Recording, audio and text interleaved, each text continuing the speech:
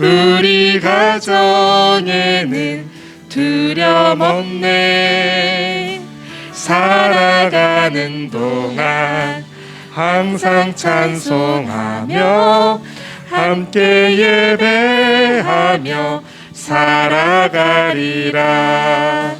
함께 예배하며 살아가리라.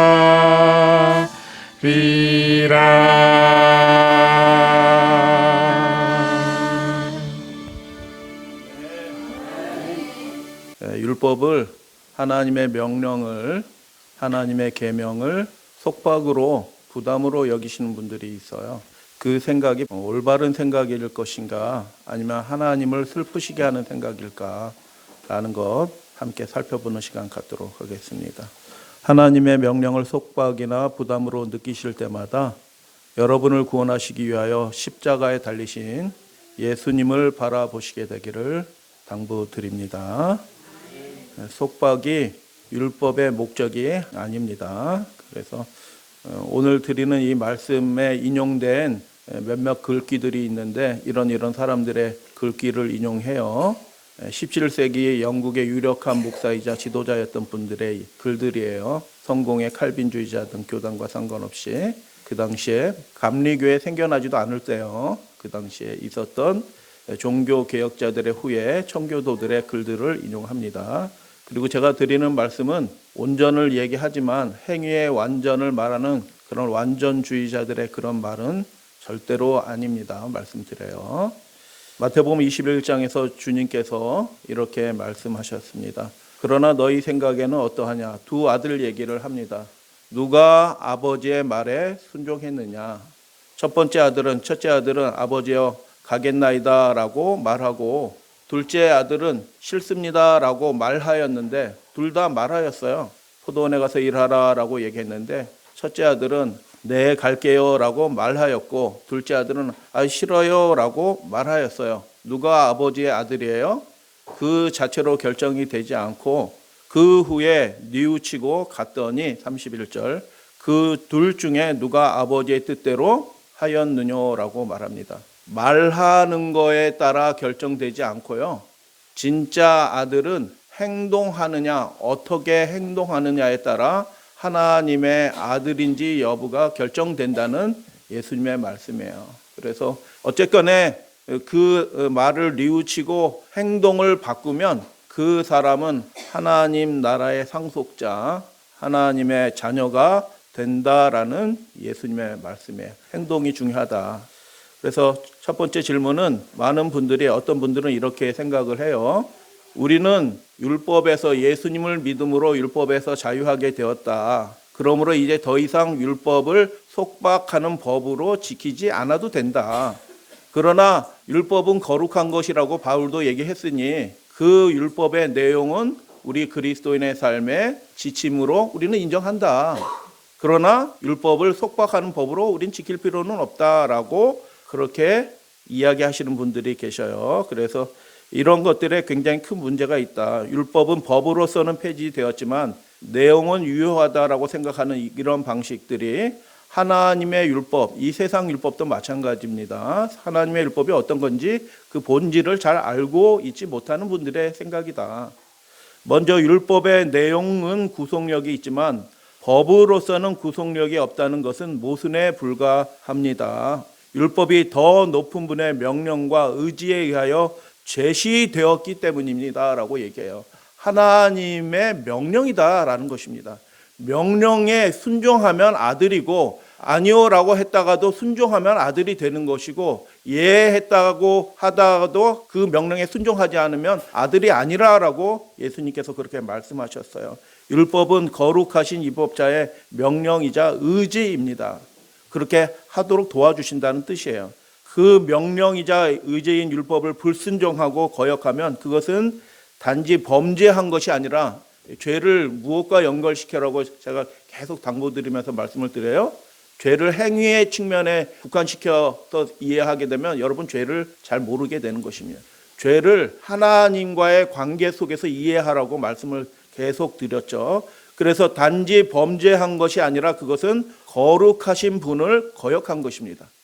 인간일 뿐인 존재가, 인생일 뿐인 존재가 그 죄인을 위해서 자기의 생명까지 내려놓으신 하나님을 거역하는 것입니다. 하나님의 명령에 불순종한다는 것은.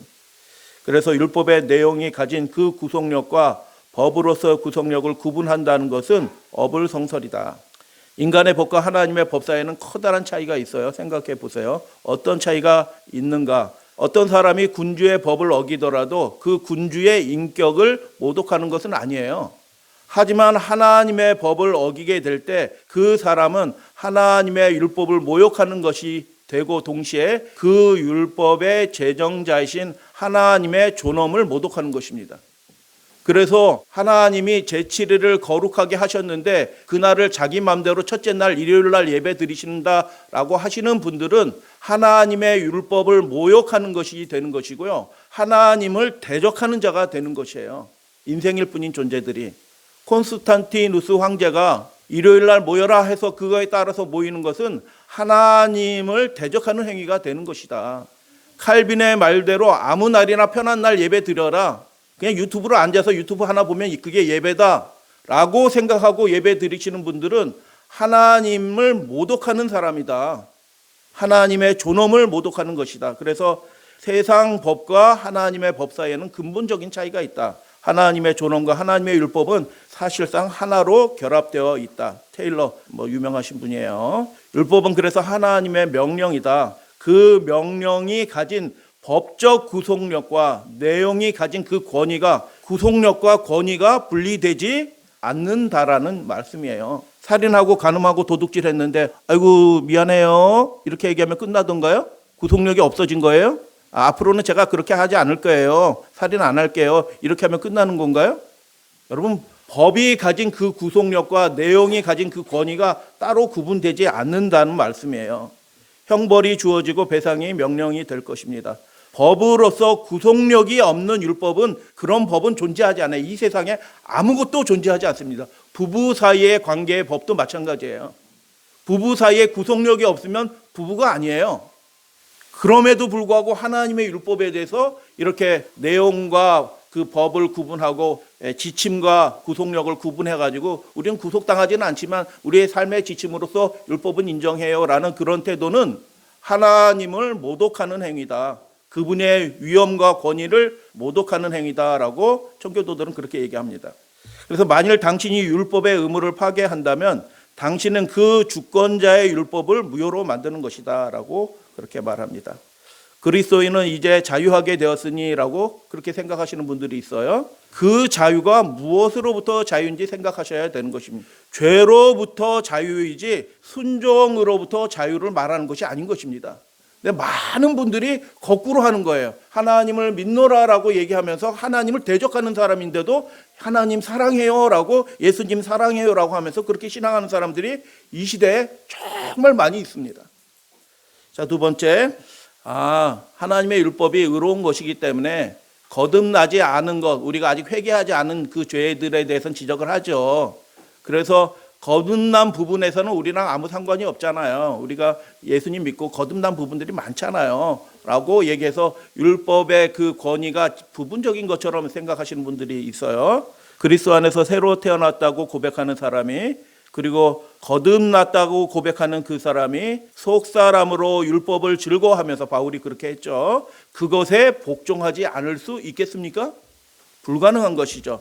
분명 그것이 무엇이든 사악함에 복종하는 것은 불순종한다는 뜻이죠. 사악함에 복종한다는 것은 거듭나지 않았다는 표지가 될 것입니다. 불순종하게 될 때 그것은 무슨 표지가 되냐 하면 하나님을 믿지 않는다라는 표지가 될 것이다라는 그런 뜻이에요. 계속 그 일이 반복이 된다면 그 사람 거듭나지 않았구나라는 그런 뜻이 될 것이다라는 뜻이에요. 여러분 반쯤 거듭나는 것 가능할까요? 하나님은 온전한 것을 이루시는 분이셔요. 반쯤 결혼하는 그런 거 가능할까요? 365일 중에서 6달은 당신 남편으로 살고 나머지 6달은 내 마음대로 살래라고 하는 그런 결혼 가능할까요? 그런 것은 세상에도 없고 성경에도 없는 것입니다. 그리스도 안에서 내가 죽었다라고 바울은 얘기해요. 그게 믿음 생활이에요. 내가 그리스도 안에서 죽고 그리스도가 내 안에서 산다라고 고백하는 그 삶이 그리스도인의 삶이죠. 그러므로 둘 중 하나만 가능한 것입니다. 거듭나든지 거듭나지 않든지, 부분적으로 거듭나고 부분적으로 거듭나지 않고 하는 그런 상태는 있을 수 없다라는 것입니다. 세 번째는 예수님께서 우리에게 자유를 주셨고 진리가 우리를 자유케 한다라고 얘기했고, 그렇기 때문에 우리는 신앙생활을 하면서 자유가 주어졌으니까 그 자유가 방임이 되지 않도록 주의만 하면 되죠. 하나님의 복음은 좋은 거잖아요. 그래서 우리가 그렇게 살도록 선택하는 거지, 이게 좋은 거야 하고 이렇게 우리에게 호소하고 선택하는 거지, 우리를 이렇게 강제하고 명령하는 것이 그게 복음일까요? 라고 생각하시는 분들이 계실지 몰라요. 사랑은 그러나 죽음처럼 강하다고 말합니다. 그 사랑의 율법이 뭐냐? 하나님의 사랑이 강하다라고 말합니다.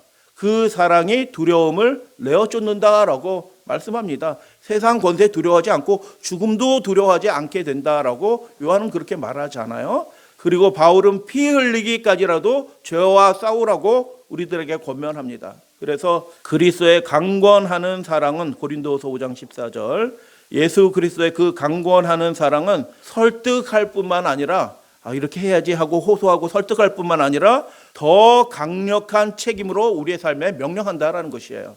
율법이 명령하는 것보다 그 사랑의 명령이 훨씬 더 강력하고 훨씬 더 구체적이고 훨씬 더 철저하다라고 그렇게 말하는 것입니다. 여기서 강권하다라는 말이 무슨 뜻이냐면 강제한다는 뜻이에요. 강제.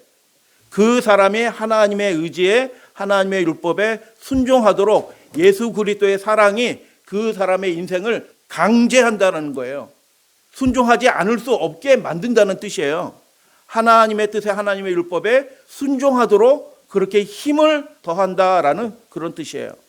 그래서 그리스도의 사랑 안에 있으면 그냥 그 말씀이 요구하는 대로 우리가 순종하면서 그냥 막연하게 살아가는 것이 아니라 그 삶이 이루어지도록 그리스도의 사랑이, 십자가의 그 사랑이 우리를 강권한다. 그래서 예수 그리스도 우리 주님의 사랑은 그냥 내적인 유약한 내적인 감정이 아니에요. 바울은 뭐라고 얘기해요? 그것이 내 생각과 내 의지와 내 감정을 강제한다라고 얘기해요. 다른 데 눈 돌리지 못하게 한다. 오직 예수님만 추구하게 한다. 거룩하게 살도록 한다. 그분의 명령과 율법과 계명에 순종하도록 강제한다라고 바울은 그렇게 얘기하는 것입니다. 많은 교회에서 가르치는, 강단에서 가르치는 예수님의 사랑이 그냥 유약한 그런 사랑이 아니에요. 피상적인 그런 사랑이 아니다라고 바울은 얘기하는 것입니다. 설득이 아니에요. 설득하는 요소들이 있죠, 당연히. 설득하기는 뭐예요? 내가 이렇게 해줄게, 이렇게 하면 이렇게 돼. 이거 좀 내가 기다려줄게. 이렇게 설득하는 뭐 그런 과정이었고 보상도 제시하고 그런 설득의 과정 요소들이 있는 것이 아니고, 하나님의 명령 가운데서는 이유가 없는 것들이 있어요. 많은 것들이, 어떤 것들은 이렇게 하라라고 했는데 그 이유를 말씀하지 않아요. 명령이에요. 그리고 그것을 해야 돼요. 왜 해야 돼요? 명령하신 그분이 하나님이시고 명령하신 그분이 나를 구속하신 구속주이시기 때문에 그 명령에 구속력이 있고 권위가 있는 것입니다. 그분은 설득하려고 하지 않으셔요. 명령에 순종하면 내 아들이다라고 예수님이 그렇게 말씀하신 거예요. 그래서 그럼에도 불구하고 어떤 분처럼 하나님의 명령을 수동적이고 소극적인 것처럼 취급하는 것, 몽학선생으로 자꾸 제안하는 것, 유감스럽지만 복음과 그리스도의 사랑을 잘못 알고 계시는 것이고, 사람의 의지를 약하게 하고 자신의 연약함을 덮는 정도로 그 사랑과 믿음을 그렇게 덮는 외투 정도로 생각하시는 분, 하나님이 우리를 사랑하셔 해서 그냥 안심하는 거예요. 순종하지도 않고 있는데, 철저히 거듭나지도 않고 있는데, 그냥 반쯤 그리스도인으로 살아가고 있는데 하나님이 우리를 사랑하시지, 믿음으로 구원 얻는 거야 라고 해서 덮는 외투 정도로 하나님의 사랑을 생각하시는 분들은 큰 착각에 빠졌다. 그래서 홉킨스라는 분은, 목사님이 이렇게 얘기해요. 죄의 지배력으로부터가 아니라 오히려 양심으로부터 그 자신을 해방시키려는 그런 관념주의자들은 멸망받을 거다, 이렇게 얘기하는 거예요. 관념주의자 뭐예요? 성경에 없는, 전혀 근거하지 않은 그냥 막연한 생각으로 그리스도의 사랑으로 예수님을 믿음으로 그냥 구원 얻어요 라고 하시는 분들은 그게 양심으로부터, 순종으로부터 자신을 자꾸 비껴 벗어나게끔 하는 그런 사람들이 그 당시에도 있었던 거예요. 선택하셔야 되는 것입니다.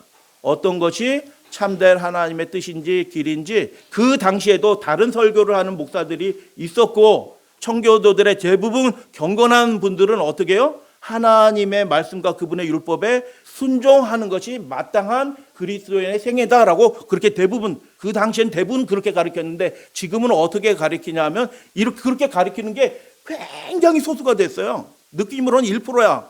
99%가 그냥 사랑으로 그분의 은혜로 구원받아요. 지금은 그렇게 가르치고 있어요. 세상이 완전히 역전이 된 것입니다. 믿음이 변질이 된 것이에요. 하나님을, 예수 그리스도를 따라가는 그 도가 희미해진 거예요. 그래서 그런 사람을 성경에 근거가 없는 그런 것을 가리키는 사람이다라고 그렇게 얘기해요. 네 번째, 말씀을 듣다 보니까 그리스도인이 율법을 지키지 않아도 된다는 것은 아니네요. 그러면 우리가 사랑으로 행하면 모든 율법의 완성이라고 했으니 사랑으로 행하면 되지, 율법을 순종해야 되는 이 의무하면 부담스럽잖아요. 의무의 측면에서 자유롭다고 말씀드린 거네요. 제가 이렇게 생각하시는 분들이 있어요. 그렇게 생각하시는 분들은 오락가락 하시는 분들이에요. 바울이 히브리서 12장에서 믿음의 주여 또 우리를 온전케 하시는 이인 예수 우리 주님을 바라보자라고 말했는데, 예수께서 누구를 무엇으로부터 온전케 하신다는 뜻이에요? 그분이 우리를 온전케 하신대요. 그리고 무엇으로부터 온전하게 하신다는 뜻이에요? 바로 다음에 나와 있어요. 죄인이 자기에게 거역한 그 일에서 온전하게 한다는 거예요. 불순종하는 그 일들로부터 예수님을 바라보게 될 때 예수님처럼 순종하게 되므로 하나님의 온전한 뜻이 이루어지게 되므로 하나님 앞에서 온전하게 된다. 고난이 닥쳐올지라도 순종하는 사람이 되게 하여 주신다라고 그렇게 바울은 얘기하는 거예요. 그래서 율법을 순종해야 한다는 의무의 측면에서 자유롭게 된다는 말은 성경 어디에도 없는 신기한 주장을 하고 있다. 오히려 율법은 의롭다 함을 받은 예수님을 믿음으로 은혜의 사건이죠. 의롭다 함을 받은 우리의 의무가 무엇인지 우리에게 묻는다라는 것이에요. 은혜로 의롭다 함을 받았습니다. 할렐루야, 아멘. 은혜로 흰옷을 입게 되었습니다. 아멘. 그러니 그 은혜를 더 소중하게 여기고 그 옷을 지키기 위해서 더 조심하는 것이 자연스러운 일이다. 신자에게 주어져 있는 책임의 감소가 예수님을 안 믿다가 예수님을 믿으니까 책임이 없어지고 의무도 없어지고 그냥 자유만 있는 것이 아니라 오히려 책임이 더 강화된다. 하나님 안에서 더 거룩하게 살아야 될 일들이 점점 더 많아진다. 그런데 그 점점 많아지는 것이 의무고 속박이고 굴레가 아니고 그 사람을 존귀하게 만들고 행복하게 만드는 것이다. 여러분, 하나님이 우리에게 명령하시는 것이 우리 그냥 힘들라고 명령하시는 거 있을까요? 여러 군데서 말씀하잖아요. 내가 너희에게 살라고 주신 명령이다, 계명이다라고 하나님이 아브라함에게도 말씀하시고 10계명을 주시고도 그 말씀을 하셔요. 살라고 주신 계명이고 우리의 행복을 위해서 주신 계명인데, 마귀 사탄은 교회 안에 엉뚱한 믿음을 줘서 자꾸 책임이 없어, 너희는 자유한 거야, 편하게 살아, 예수님 사랑하면 다 되는 거야, 그렇게 얘기하면서 의무를 없애고 책임이 없는 것처럼 그렇게 말하는 그 신앙이 예수님의 신앙인가? 절대로 아니다. 왜냐하면 우리가 예수님을 믿게 되면 그리스도께서 피조물의 위로를, 우리도 피조물이잖아요, 최고로 끌어올리기 위해서 이 땅에 오셨듯이 그분이 동시에 무슨 일을 하시냐? 피조물의 의무 또한 최고로 끌어올리시는 분이시다. 그분의 사랑이 우리로 하여금 최고의 순종으로 이끌어 주신다라는 거예요. 내 목숨을 다하여 그분을 사랑하도록 그분이 나를 이끌어 주신다라는 그런 말씀이에요. 동의하시면 아멘 하셔도 되겠습니다. 에베소서 강의 멘튼이라는 목사님이 그렇게 얘기합니다. 청교도 목사님. 근데 요즘 이런 설교하시면 어떻게 할까요? 몇 차례 하면은 그 당회에서 그 장로님들이 해가지고 목사님 다른 교회 보낼 거예요. 즉 사랑의 율법은 우리의 삶을 느슨하게 만드는 것이 아니라 오히려 기독교 신앙이 말하는 그 사랑은 모든 도덕적인 의무들을 가장 고도의 완전함까지 예수님이, 성령님이 끌어올리는 것입니다. 온전한 순종으로 끌어올리는 것이에요. 하나님이 받으실 만한 예배가 되게 하여 주신다라는 그런 뜻이에요. 그분이 이 땅에 내려오신 이유가 무엇이에요? 단순히 죄의 문제를 해결하는 것이 아니라 우리로 하여금 하나님을 기쁘시게 하는 참 아들이 되도록 그 높은 표준으로 우리를 인도하기 위해서 그렇게 예수님이 우리를 위해 오셨고 그 일들을 하고 계신다라는 것입니다. 의무 측면에서 자유를 말씀하는 분들이 있어요. 잘 생각해 보시게 되길 바랍니다. 죄와 의무는 반대 개념이에요. 의무를 버리면 범죄의 상태로 들어가는 것입니다. 죄는 반역이고 의무는 충성에 관한 것이기 때문입니다. 따라서 우리는 죄로부터 자유하게 되었으나 죄와 반대인 의무로부터 자유하게 된 것은 아니라는 말씀이에요. 왜냐하면 순종으로부터 자유가 된다는 것은 결정적인 말씀이잖아요. 우리가 하나님의 말씀에 자꾸 순종을 미뤄요. 그게 그 상태가 어떤 상태예요? 죄의 종이 되기로 내가 선택한다라는 그런 뜻이다라고 그렇게 말하는 것입니다. 하나님의 종이 아니라 죄의 종이 되기로 선택하는 것이 순종을 미루는 일이다라고 그렇게 말합니다. 그래서 모두가 인정하는 바대로 그리스도인의 자유는 율법에 대한 순종으로부터의 자유가 아니라 율법에 대한 불순종으로부터 자유를 얘기하는 거예요. 그 불순종으로부터 자유하도록 하나님이 우리를 인도하시는 거지, 하나님의 율법에 순종하는 것으로부터 우리가 그 의무에서 자유하게 되는 것이 아니다. 여러분, 요즘에 조론이라는 게 있어요. 한 50년 살았으니 이제 지겹다, 각자 편안하게 살자 하고 졸혼, 결혼 생활을 끝낸다 라고 하시는 분들이 많아요. 조론이 무슨 뜻이에요? 혼인관계를 끝낸다는 게 무슨 뜻이에요? 서로에게 의무를 지지 않는 상태로 들어가는 것입니다. 여러분, 하나님과 우리 사이에서 우리가 하나님께 행해야 되는 그런 의무가 없어지기를 원하신다? 하나님과의 관계를 끝내고 싶다는 뜻이에요. 생명으로부터 내가 벗어나겠다는 자기 선택이에요.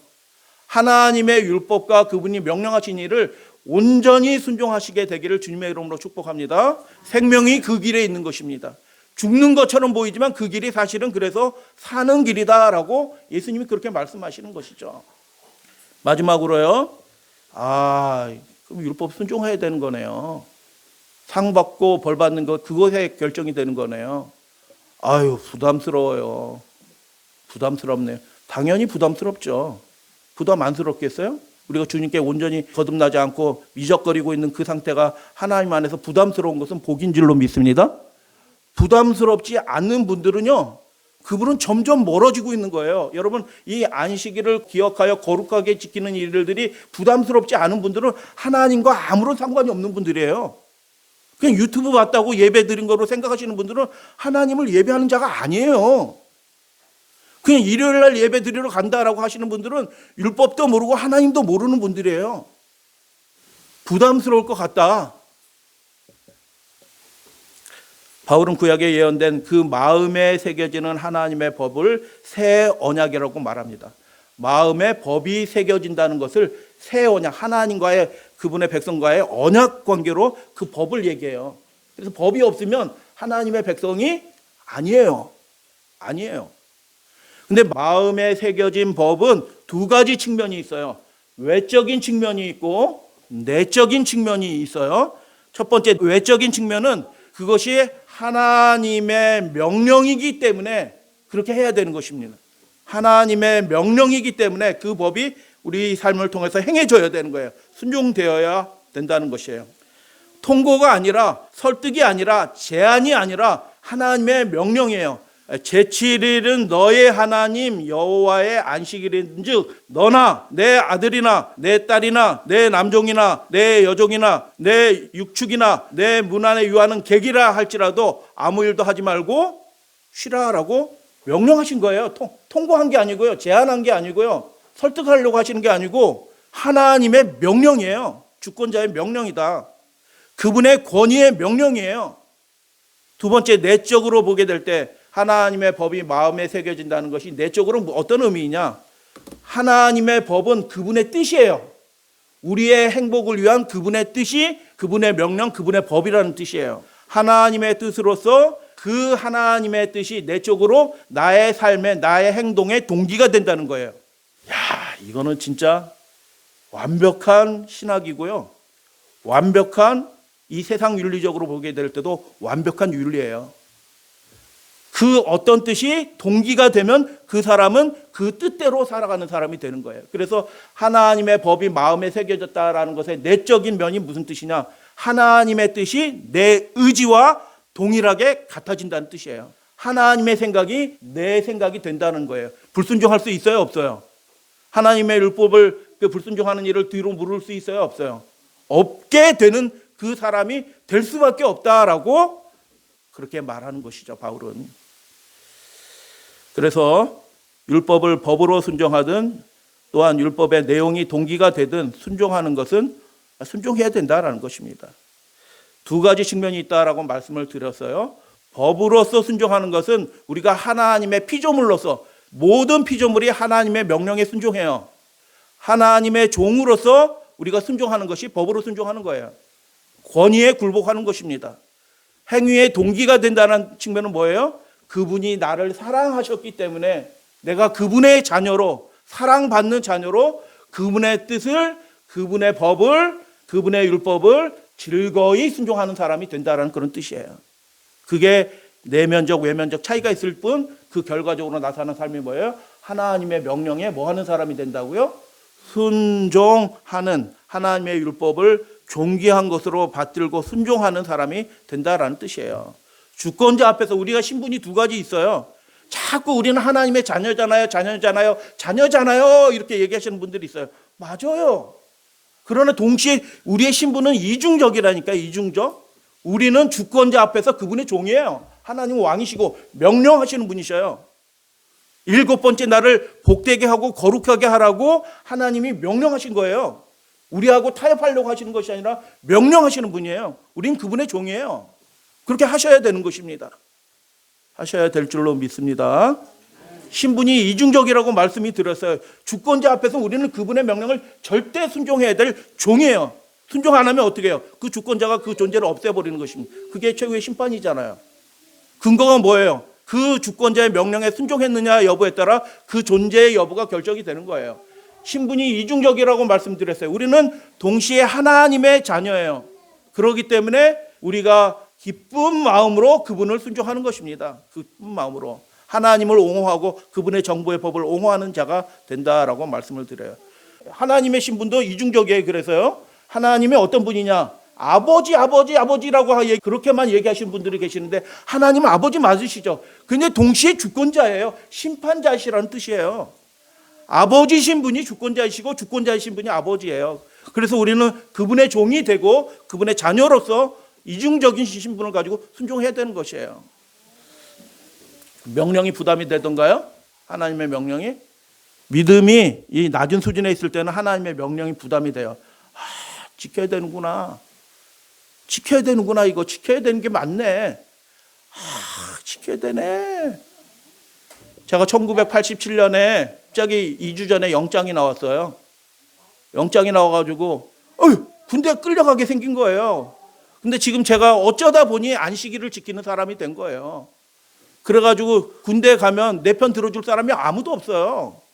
근데 하나님은 뭐라고 명령하셨어요? 군대에서는 너 안식일에도 토요일에도 뭐 하라고 얘기해요? 훈련 받으라고 할 거예요. 군대의 명령은 그거예요. 근데 하나님의 명령은 뭐예요? 안식일에 모든 일을 쉬고 하나님을 예배하라고 하나님께서 그렇게 명령하셨어요. 누구의 명령을 따라야 돼요? 군대에 갔으니까 군대 명령을 따라야 되죠. 아멘?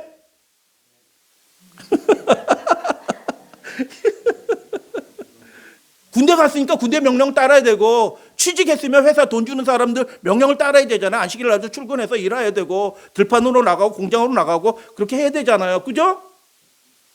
하나님의 명령이 있고 이 세상 명령이 있는 거예요. 그래가지고 제가 우울해졌어요. 군대 끌려가는 거 우울했고요. 더 우울한 건 뭐냐면 군대 가서 안식일을 지켜야 된다는 게 우울해진 거예요. 그래가지고 제가 교보문고로 그 즉시로 영장 받자마자 가가지고 교보문고에 가가지고 이 책을 샀어요. 이 책을 사가지고 제가 군대 가기 전에 뭐 바쁘지 2주 급식 지나갔는데 살펴봤어요. 이렇게 살펴보고 이 사람은 안토니 회케마라고 골수 칼빈주의자야. 아주 그냥 삐딱선을 극단으로 타는 사람이거든요. 미국 신학자 회케마. 그래서 최고의 삐딱선을 탄 사람이기 때문에 이 사람 책을 읽고 조금이라도 걸리는 게 있으면 내가 안식일을 성수하는 것에 부담을 탁 덜어놓고 편안하게 군대 갔다 와야지, 이 생각을 가지고 이 책을 산 거예요. 안식일 부담 덜고, 그리고 뭐 제가 신학 공부한 사람이 아니게 건축 공부한 사람이라서 이렇게 펴놓고 우리 교회에서 얘기하는 거 이렇게 안식일을 증거하는 그 하고 이렇게 비교해봤어요. 제가 다 읽지도 않았어요. 앞에 이렇게 몇 군데 이렇게 읽다 보니까 결론이 딱 나오더라고요. 여러분, 진리는 복잡한 게 아니에요.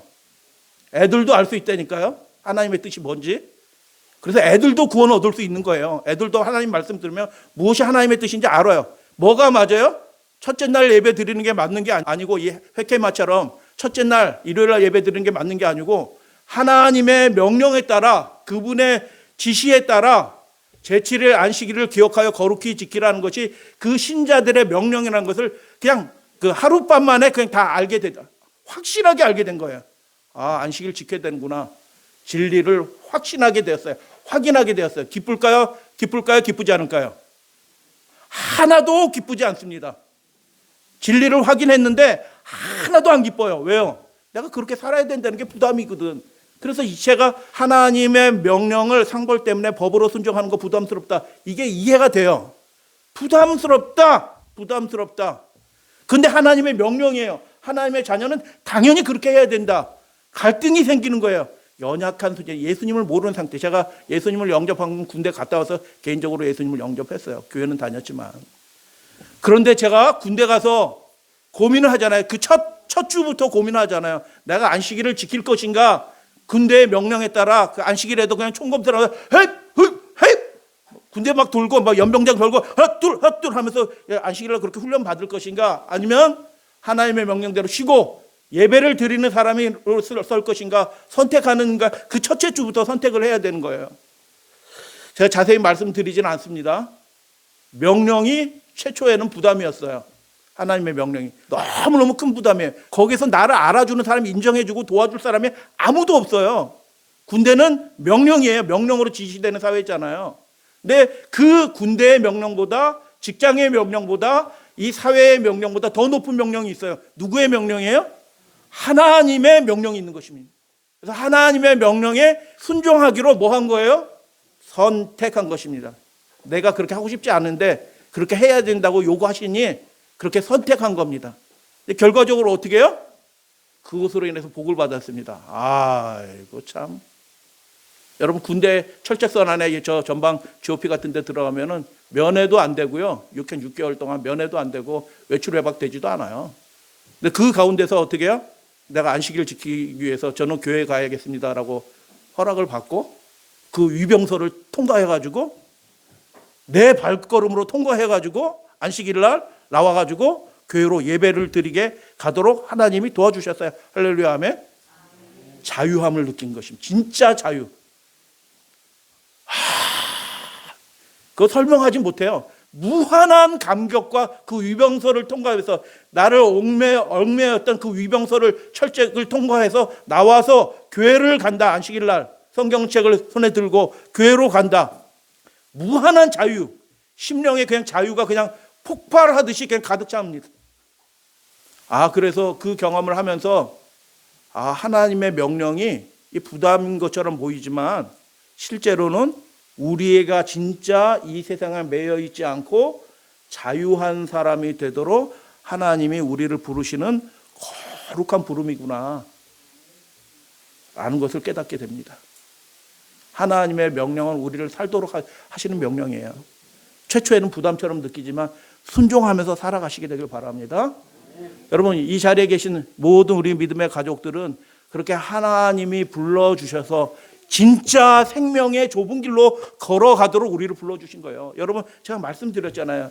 지금 이런 설교를 개신교에서 하면은 저분은 율법주의다라고 그렇게 다 정죄하게 될 거예요. 그러나 여러분, 300년, 400년 전으로 돌아가서 그 청교도들 대부분의 신실한 그리스도인들은 어떻게 살았냐면 지금 제가 설교해 말씀드렸잖아요. 이렇게 살아가는 것이 정상이고 주류였어요. 근데 그게 역전이 된 거예요. 가짜 믿음으로 역전이 된 것입니다. 예수님 사랑, 그냥 막연한 믿음, 자유 뭐 이런 것으로 가짜 신앙이 편만하게 된 것입니다.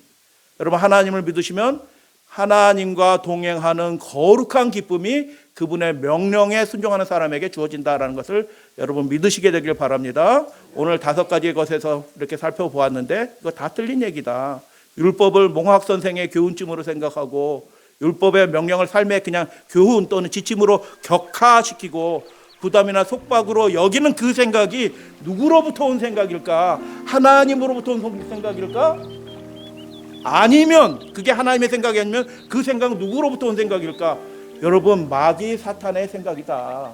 여러분 교회 안에서 멀쩡하게 공부하신 그 목사들이 마귀 사탄의 생각을 설교하는 거예요. 성경을 가지고 멸망의 길로 인도하는 거예요. 그런 일들이 벌어지는 시대에 우리가 살고 있는 것입니다. 아들의 신부전증이 너무 심해가지고 몸이 퉁퉁 붓고 돌아가시는 만한 분이 있었어요. 신부전 걸 갖고 뭐 일주일에 2번 3번씩 투석하고 나면 그냥 몸이 깔아앉아서 그냥 시체처럼 널브러지는 그런 분이 있어요. 그런데 어떻게 조사하다 보니까 아들의 신장이 딱 맞네. 그래가지고 아들의 신장을 이식받았네. 그 몸이 굉장히 좋아졌네. 근데 아들은 퉁퉁 붓기 시작하네. 근데 그 죽을 뻔하던 그 아버지가 아들의 신장을 이식받은 아버지가 계속 술을 드실까요? 그렇게 할 수 있을까요? 아들의 신장이 여기에서 지금 이렇게 움직이고 있는데 아들은 지금 몸이 건강이 나빠졌고 한 개로도 살 수는 있지만 하나님이 왜 2개 만드셨겠어요? 2개가 있어야지 가장 완전한 기능을 하는 거예요. 그래서 그 아버지가 예전 습관대로 계속 술을 쫄깍쫄깍 마시면서 또시 알코올을 그렇게 섭취할 수 있을까요? 도무지 그럴 수 없는 것입니다. 왜요? 이거마저 망가뜨리면 어떻게 해요? 아들의 생명을 상하게 하는 거나 똑같은 거예요. 아버지 된 사람이 술을 끊는 것입니다. 그분의 뜻에 순종하게 되는 것이 그런 것과 마찬가지예요. 하나님의 명령을 속박이나 부담으로 혹시 느끼게 될 때마다 우리를 구원하시기 위하여 십자가에 달리신 예수 그리스도를 바라보시게 되길 바랍니다. 그리스도의 사랑이 우리를 강권하시는도다. 강제하신다. 우리가 생각하건대 한 사람이 모든 사람을 대신하여 죽었은지 그 한 사람이 누구예요? 예수 그리스도 우리 주님이시잖아요.